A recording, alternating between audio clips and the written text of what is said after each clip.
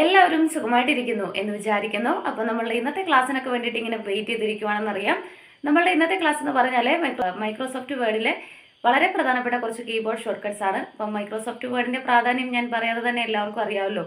നമ്മൾ ഓഫീസ് വർക്കിനൊക്കെ വേണ്ടിയിട്ട് മസ്റ്റായിട്ടും അറിഞ്ഞിരിക്കേണ്ട ഒരു ആപ്ലിക്കേഷൻ സോഫ്റ്റ്വെയർ ആണ് ഈ പറയുന്ന മൈക്രോസോഫ്റ്റ് വേർഡ് എന്ന് പറയുന്നത്. അപ്പോൾ അതിനകത്തെ വളരെ പ്രധാനപ്പെട്ട കുറച്ച് കീബോർഡ് ഷോർട്ട് കട്ട്സ് ആണ് നമ്മളിന്ന് പറയാനായിട്ട് പോകുന്നത്. അപ്പോൾ പുതുതായിട്ട് ആരെങ്കിലും നമ്മളുടെ ചാനൽ കാണുന്നുണ്ടെങ്കിൽ വെൽക്കം ടു അവർ ഫാമിലി. നമ്മളുടെ വീഡിയോസൊക്കെ കാണുക, തീർച്ചയായിട്ടും നിങ്ങൾക്ക് ഇഷ്ടപ്പെടും. നിങ്ങൾക്ക് ഇഷ്ടപ്പെടുകയാണെങ്കിൽ മാത്രം നിങ്ങളുടെ ഫ്രണ്ട്സിനും കമ്പ്യൂട്ടർ പഠിക്കാൻ ആഗ്രഹിക്കുന്ന സുഹൃത്തുക്കൾക്കും അങ്ങനെ എല്ലാവർക്കും അയച്ചു കൊടുക്കുക. അപ്പോൾ വേറെ വിശേഷമൊന്നുമില്ല, നമുക്കിപ്പം ഇന്നത്തെ ക്ലാസ്സിലേക്ക് കടക്കാം.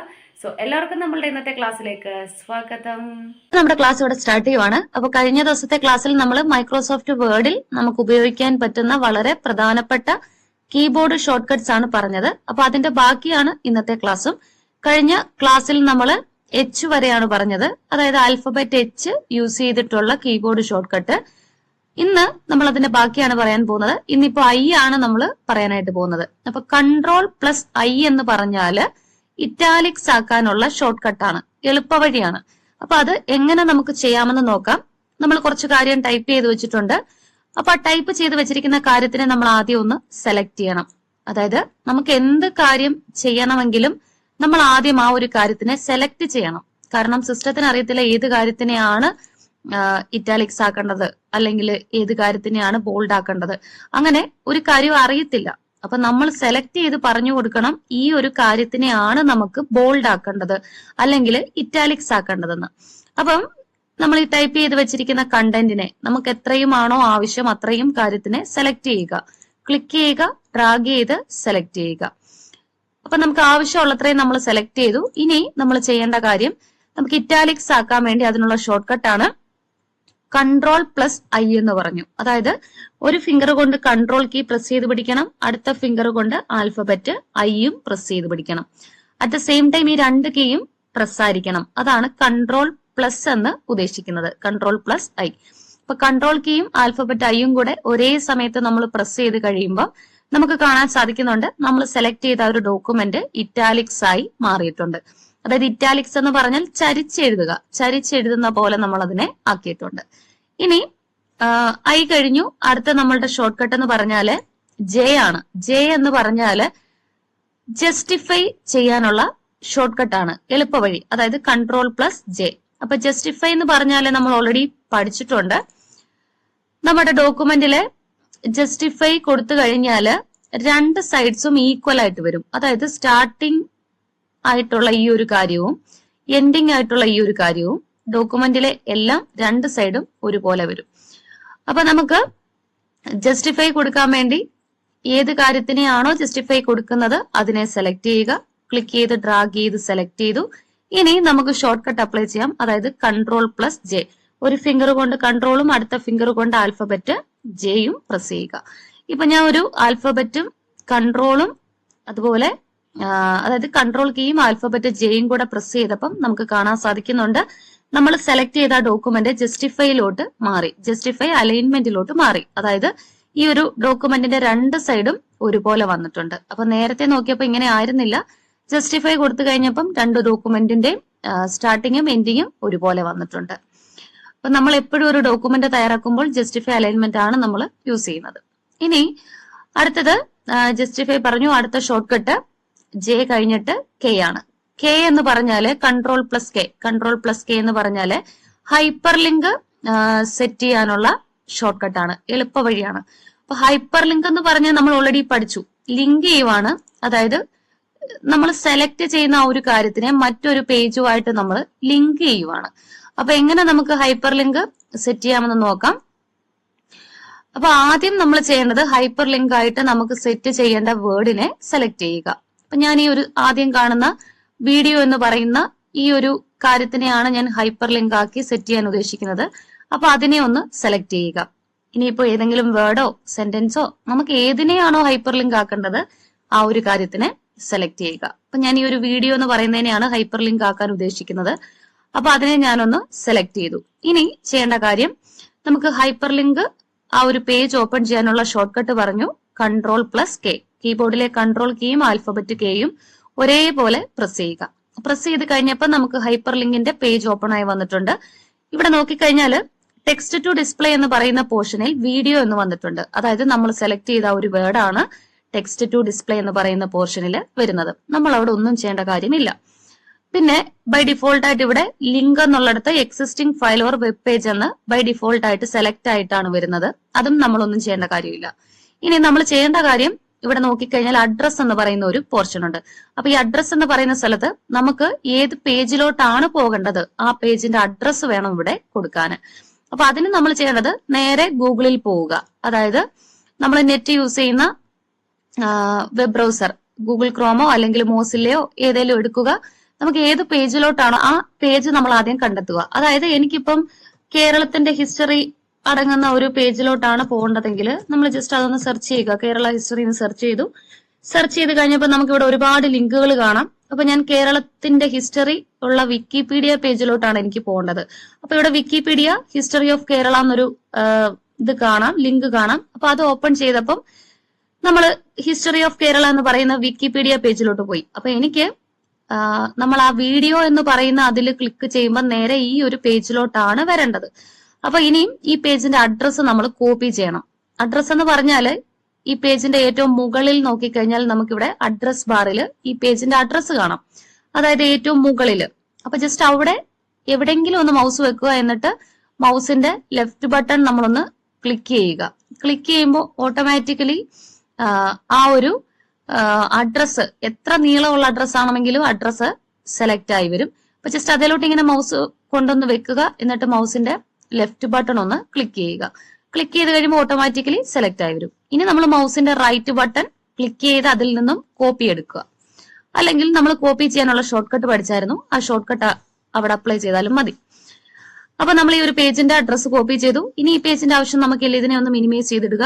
എന്നിട്ട് നമ്മളുടെ ഈ ഒരു പഴയ പേജ് ഹൈപ്പർ ലിങ്കിന്റെ പേജ് ഇവിടെ ഉണ്ട്. ഇവിടെ അഡ്രസ് എന്ന് കാണുന്നിടത്തോട്ട് മൗസ് കൊണ്ട് വെച്ച് റൈറ്റ് ക്ലിക്ക് ചെയ്ത് പേസ്റ്റ് ചെയ്യുക. അതായത് നമ്മൾ അവിടുന്ന് കോപ്പി ചെയ്ത ആ പേജിന്റെ അഡ്രസ്സിനെ ഇവിടോട്ട് പേസ്റ്റ് ചെയ്യുക. അപ്പൊ ഇവിടെ നോക്കിയപ്പം അഡ്രസ് എന്നുള്ള പോർഷനിൽ ആ പേജിന്റെ ലിങ്ക് വന്നിട്ടുണ്ട്. അതായത് അഡ്രസ് വന്നിട്ടുണ്ട്. ഇനി നമ്മൾ എന്ത് ചെയ്യുക? ഓക്കെ ക്ലിക്ക് ചെയ്യുക. നമ്മൾ ഓക്കെ ക്ലിക്ക് ചെയ്യുമ്പോൾ തന്നെ നമുക്ക് കാണാം നമ്മൾ സെലക്ട് ചെയ്ത വീഡിയോ എന്ന് പറയുന്ന ആ ഒരു കാര്യം ഹൈപ്പർ ലിങ്ക് ആയിട്ട് സെറ്റ് ആയിട്ടുണ്ട്.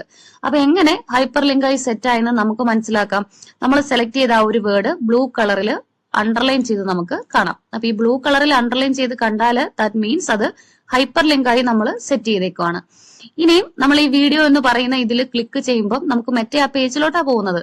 അതായത് കേരളത്തിന്റെ ഹിസ്റ്ററി അടങ്ങുന്ന വിക്കിപീഡിയ പേജിലോട്ടാണ് നമുക്ക് പോകേണ്ടത്. അപ്പൊ നേരെ നമ്മൾ വീഡിയോ എന്ന് പറയുന്ന ഇതിലോട്ട് മൗസ് കൊണ്ട് വെച്ചിട്ട് ക്ലിക്ക് ചെയ്യുമ്പോൾ പോകത്തില്ല. അപ്പൊ പോകണമെങ്കിൽ ഒരു ഫിംഗർ കൊണ്ട് കൺട്രോൾ കീ പ്രസ് ചെയ്ത് പിടിക്കണം. അടുത്ത ഫിംഗർ കൊണ്ട് ജസ്റ്റ് ഈ വീഡിയോ എന്ന് പറയുന്ന ഇതിന്റെ എവിടെയെങ്കിലും മൗസ് വെക്കുക. എന്നിട്ട് മൗസിന്റെ ലെഫ്റ്റ് ബട്ടൺ ഒന്ന് ക്ലിക്ക് ചെയ്യുക. ക്ലിക്ക് ചെയ്ത് കഴിയുമ്പം നമ്മൾ നേരെ നമ്മൾ അവിടെ കൊടുത്തിരിക്കുന്ന അഡ്രസ് അടങ്ങുന്ന പേജ് ഏതാണോ ആ പേജിലോട്ട് നേരെ നമ്മൾ പോകും. അപ്പൊ ഇങ്ങനെയാണ് നമ്മൾ ഹൈപ്പർ ലിങ്ക് സെറ്റ് ചെയ്യുന്നത്. ഹൈപ്പർ ലിങ്ക് സെറ്റ് ചെയ്യാനൊക്കെ നമ്മൾ നേരത്തെ പഠിച്ചതാണ്. പക്ഷെ ഇത് ആ ഒരു ഷോർട്ട് കട്ട് പറഞ്ഞതേ ഉള്ളൂ. മെത്തേഡ് എല്ലാം സെയിം തന്നെയാണ്. ഇനി നമ്മൾ ഹൈപ്പർ ലിങ്ക് കൊടുക്കാൻ പഠിച്ചു. ഇത് കളയണമെങ്കിലും നമുക്ക് സെയിം ഷോർട്ട് കട്ടാണ്. നമ്മൾ ഹൈപ്പർ ലിങ്ക് കൊടുക്കാൻ അപ്ലൈ ചെയ്ത അതേ short cut control K press ചെയ്യുക. അതായത് ഈ ഒരു വേർഡിനെ സെലക്ട് ചെയ്യുക. എന്നിട്ട് കൺട്രോൾ കെ പ്രസ് ചെയ്ത് കഴിയുമ്പോൾ നമുക്ക് ആ ഒരു പേജ് വീണ്ടും ഓപ്പൺ ആയി വരും. നേരത്തെ കണ്ടതുപോലെ തന്നെ ഹൈപ്പർ ലിങ്ക് കൊടുക്കാൻ നമ്മൾ ഓപ്പൺ ചെയ്ത ആ പേജ് ഇവിടെ വരും. അപ്പൊ ഈ പേജിന്റെ റൈറ്റ് സൈഡിൽ ഏറ്റവും താഴെ നോക്കിയാൽ റിമൂവ് ലിങ്ക് എന്നൊരു ഓപ്ഷൻ ഉണ്ട്. അപ്പൊ റിമൂവ് ലിങ്ക് എന്നുള്ളത് സെലക്ട് ചെയ്യുക. അപ്പൊ തന്നെ നമുക്ക് കാണാൻ സാധിക്കും ആ ഒരു ഹൈപ്പർ ലിങ്ക് അവിടുന്ന് പോയിട്ടുണ്ട്. അപ്പൊ ഇങ്ങനെയാണ് നമ്മൾ ഹൈപ്പർ ലിങ്ക് കൊടുക്കുന്നതും അതിനെ കളയുന്നതും. അപ്പൊ അതാണ് കെ ഉപയോഗിച്ചിട്ടുള്ള ഷോർട്ട് കട്ട്. ഇനി നമ്മൾ അടുത്തത് ആൽഫബറ്റ് എൽ യൂസ് ചെയ്തിട്ടുള്ള ഷോർട്ട് കട്ടാണ് പറയാനായിട്ട് പോകുന്നത്. എൽ എന്ന് പറഞ്ഞാല് നമുക്ക് ലെഫ്റ്റ് അലൈൻമെന്റ് ചെയ്യാനുള്ള ഷോർട്ട് കട്ടാണ്. എളുപ്പവഴിയാണ്. Control plus L left align. അപ്പൊ ലെഫ്റ്റ് അലൈൻ ചെയ്യണമെങ്കിലും ആദ്യം നമ്മൾ ആ ഒരു പാരഗ്രാഫിനെ സെലക്ട് ചെയ്യുക. അല്ലെങ്കിൽ ഹോൾ ഡോക്യുമെന്റിനെ സെലക്ട് ചെയ്യുക. എന്നിട്ട് കീബോർഡിലെ കൺട്രോൾ കീയും ആൽഫബറ്റ് എല്ലും കൂടെ പ്രസ് ചെയ്യുക. പ്രസ് ചെയ്യുന്ന ടൈമിൽ തന്നെ നമുക്ക് കാണാം ലെഫ്റ്റ് അലൈൻ ആയിട്ട് മാറിയിട്ടുണ്ട്. നമ്മൾ സെലക്ട് ചെയ്തിരിക്കുന്ന അത്രയും കാര്യങ്ങൾ. അതായത് ലെഫ്റ്റ് അലൈൻ എന്ന് പറഞ്ഞാൽ നമ്മൾ ഓൾറെഡി പഠിച്ചതാണ്. ലെഫ്റ്റ് സൈഡ് എല്ലാം ഒരുപോലെ വരും, റൈറ്റ് സൈഡ് ഒരുപോലെ ആയിരിക്കത്തില്ല വരുന്നത്. അതാണ് ലെഫ്റ്റ് അലൈൻ. ഇനിയും അടുത്ത ഷോർട്ട് കട്ടാണ് എം യൂസ് ചെയ്തുള്ള ഷോർട്ട് കട്ട് എന്ന് പറഞ്ഞാല് Ctrl+M ടാബ് സ്പേസ്, അതായത് 1 ടാബ് സ്പേസ് മുന്നോട്ട് പോകാനായിട്ടാണ്. അപ്പൊ നമ്മുടെ ഡോക്യുമെന്റിനെ അല്ലെങ്കിൽ നമുക്ക് ആവശ്യമുള്ള പാരഗ്രാഫിനെ മാത്രം സെലക്ട് ചെയ്യുക. എന്നിട്ട് കീബോർഡിലെ കൺട്രോൾ കീയും ആൽഫബറ്റ് എമ്മും കൂടെ പ്രസ് ചെയ്തപ്പം നമുക്ക് കാണാൻ സാധിക്കുന്നുണ്ട് ഒരു ടാബ് സ്പേസ് മുന്നോട്ട് പോയി നമ്മൾ സെലക്ട് ചെയ്ത അത്രയും കാര്യം. വീണ്ടും നമ്മൾ Ctrl+M കൊടുത്ത ഒരു ടാബ് കൂടെ മുന്നോട്ട് പോകും. അപ്പൊ ഒന്നുകൂടെ കാണിച്ചു തരാം. കൺട്രോൾ കൊടുത്തു, അതിനുശേഷം എം കൊടുത്തു, വീണ്ടും ഒരു സ്പേസ് മുന്നോട്ട് പോയി. അപ്പൊ നമ്മൾ സെലക്ട് ചെയ്ത കണ്ടന്റിന്റെ ആ ഒരു കാര്യങ്ങൾ 1 ടാബ് സ്പേസ് മുന്നോട്ട് പോകാനാണ് നമ്മൾ ഈ പറഞ്ഞ Ctrl+M ഷോർട്ട് കട്ട് ഉപയോഗിക്കുന്നത്. ഇനി അടുത്ത ഷോർട്ട് കട്ടാണ് N യൂസ് ചെയ്തിട്ടുള്ള ഷോർട്ട് കട്ട്. N എന്ന് പറഞ്ഞാൽ Ctrl+N എന്ന് പറഞ്ഞാൽ ന്യൂ ഡോക്യുമെന്റ് ഓപ്പൺ ചെയ്യാനുള്ള ഷോർട്ട് കട്ടാണ്. അപ്പൊ ഇവിടെ നമുക്ക് ഓൾറെഡി ടൈപ്പ് ചെയ്ത് വെച്ചിരിക്കുന്ന ഡോക്യുമെന്റ് ആണ്. നമുക്കിനി ബ്ലാങ്ക് ആയിട്ടുള്ള പുതിയൊരു ഡോക്യുമെന്റ് വേണമെങ്കിൽ കൺട്രോൾ കീയും ആൽഫബറ്റ് എന്നും കൂടെ പ്രസ് ചെയ്ത് കഴിയുമ്പോൾ പുതിയൊരു ഡോക്യുമെന്റ്, പുതിയൊരു ബ്ലാങ്ക് ആയിട്ടുള്ള പേജ് നമുക്കിവിടെ വരും. അപ്പൊ അതാണ് Ctrl+N എന്ന് പറയുന്നത്. ഇനി അടുത്തതാണ് Ctrl+N കഴിഞ്ഞു നമുക്ക് O എന്ന് പറഞ്ഞാല് ഓപ്പൺ ഡോക്യുമെന്റ്, അതായത് ഓപ്പൺ ചെയ്യാൻ പുതിയൊരു പുതിയതല്ല, നമ്മുടെ സിസ്റ്റത്തിലുള്ള നമ്മുടെ വേർഡിന്റെ ഏതെങ്കിലും ഒരു ഡോക്യുമെന്റ് നമുക്ക് ഓപ്പൺ ചെയ്യാനുള്ള ഷോർട്ട് കട്ടാണ്. Ctrl+O പ്രസ് ചെയ്യുമ്പോൾ തന്നെ നമുക്ക് ഓപ്പൺ ചെയ്യാനുള്ള പേജ് ഇവിടെ വരും. അപ്പൊ ഈ കാണുന്ന ദിസ് പി സിയിൽ നിന്നും നമ്മുടെ ഫയൽ എവിടാണോ കിടക്കുന്നത് അത് ചൂസ് ചെയ്യുക. ചൂസ് ചെയ്തിട്ട് എവിടുന്നാന്ന് വെച്ചാൽ ആ ഡോക്യുമെന്റിനെ നമ്മൾ സെലക്ട് ചെയ്യുക. സെലക്ട് ചെയ്തിട്ട് ഇതുപോലെ ഓപ്പൺ കൊടുത്തു കഴിഞ്ഞാൽ ആ ഡോക്യുമെന്റ് ഓപ്പൺ ആയി വരും. അപ്പൊ O എന്ന് പറഞ്ഞാല് നമുക്ക് ഓപ്പൺ ചെയ്യാനുള്ള ഷോർട്ട് കട്ടാണ്. ഇനി അടുത്തതാണ് Ctrl+P. P നമുക്ക് എന്തിനാണെന്ന് നോക്കാം. P നമ്മൾ പ്രിന്റ് ചെയ്യാനുള്ള അല്ലെങ്കിൽ പ്രിന്റ് പ്രിവ്യൂ, നമുക്ക് ഡോക്യുമെന്റ് പ്രിന്റ് എടുക്കാനുള്ള അതിന്റെ ഒരു പ്രിവ്യൂ കാണാം. പ്രിന്റ് എടുക്കുന്നതിന് മുൻപേ എങ്ങനെ ഇരിക്കുമെന്ന് നമുക്ക് കാണാനായിട്ട് പറ്റും. അപ്പൊ അതിനുള്ള ഷോർട്ട് കട്ടാണ് Ctrl+P. കൺട്രോളും ആൽഫബറ്റ് പിയും കൂടെ പ്രസ് ചെയ്തപ്പോൾ നമുക്ക് ഇവിടെ കാണാം പ്രിന്റ് എടുക്കാനുള്ള പേജ് ആണ്. ഡയറക്റ്റ് പ്രിന്റ് എടുക്കണമെങ്കിൽ ഇവിടെ നിന്ന് അങ്ങ് പ്രിന്റ് കൊടുക്കുക, അല്ലെങ്കിൽ നമുക്ക് ഇവിടെ ഒരു പ്രിന്റ് പ്രിവ്യൂ കാണാം. നമ്മൾ ഇതിനെ പ്രിന്റ് എടുത്ത് കഴിഞ്ഞാൽ എങ്ങനെ ഇരിക്കും എന്നുള്ള ഒരു പ്രിവ്യൂ നമുക്ക് ഇവിടെ കാണാനായിട്ട് പറ്റും. അപ്പൊ അതാണ് Ctrl+P എന്ന് പറയുന്നത്. അപ്പം നമുക്ക് ഇന്നത്തെ ക്ലാസ്സിൽ ഇത്രയും ഷോർട്ട് കട്ട്സ് പഠിക്കാം. അതായത് Ctrl+I എന്ന് പറഞ്ഞാല് ഇറ്റാലിക്സ് ആക്കാനുള്ള ഷോർട്ട് കട്ടാണ്. J എന്ന് പറഞ്ഞാല് ജസ്റ്റിഫൈ, രണ്ട് സൈഡും ഈക്വൽ ആക്കാനുള്ള ഷോർട്ട് കട്ട്. Ctrl+K എന്ന് പറഞ്ഞാല് ഹൈപ്പർ ലിങ്ക് കൊടുക്കാനുള്ള ഷോർട്ട് കട്ട്. അതായത് നമ്മൾ സെലക്ട് ചെയ്യുന്ന ഒരു കാര്യത്തിനെ മറ്റൊരു പേജുമായിട്ട് ലിങ്ക് ചെയ്യാൻ, അതാണ് ഹൈപ്പർ ലിങ്ക്.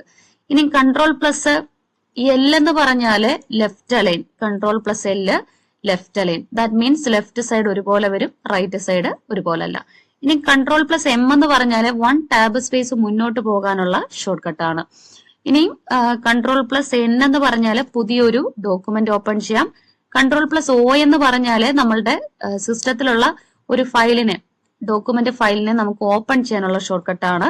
Ctrl+P എന്ന് പറഞ്ഞാല് നമുക്ക് പ്രിന്റ് എടുക്കാനുള്ള അല്ലെങ്കിൽ പ്രിന്റ് പ്രിവ്യൂ, പ്രിന്റ് എടുക്കുന്നതിന് മുൻപേ ആ ഒരു ഡോക്യുമെന്റ് എങ്ങനെ ഇരിക്കും എന്നുള്ള പ്രിവ്യൂ കാണാനുള്ള ഷോർട്ട് കട്ടാണ് Ctrl+P എന്ന് പറയുന്നത്.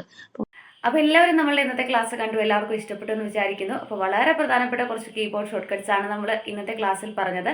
അപ്പോൾ സിസ്റ്റമൊക്കെ അവൈലബിൾ ആയിട്ടുള്ളവർ ജസ്റ്റ് ഒന്ന് ചെയ്ത് നോക്കണം. ചെയ്ത് നോക്കിയിട്ട് നിങ്ങൾക്കത് ചെയ്യാൻ സാധിച്ചോ, നിങ്ങൾക്കത് എളുപ്പമായോ എന്നുകൂടെ പറയുക. അപ്പോൾ നാളെ നമുക്ക് നല്ലൊരു ക്ലാസ്സുമായിട്ട് വീണ്ടും കണ്ടുമുട്ടാം. എല്ലാവർക്കും നന്ദി. Tata, bye bye.